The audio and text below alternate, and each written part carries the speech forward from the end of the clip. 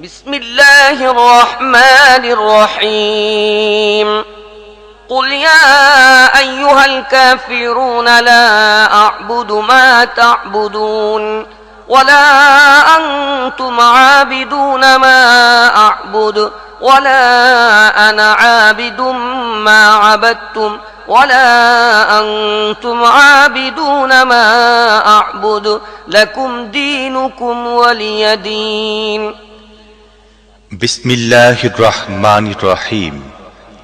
বলে দাও হে কাফেররা, আমি তাদের ইবাদত করি না যাদের ইবাদত তোমরা করো, আর না তোমরা তার ইবাদত করো যার ইবাদত আমি করি, আর না আমি তাদের ইবাদত করব যাদের ইবাদত তোমরা করে আসছো, আর না তোমরা তার ইবাদত করবে যার ইবাদত আমি করি।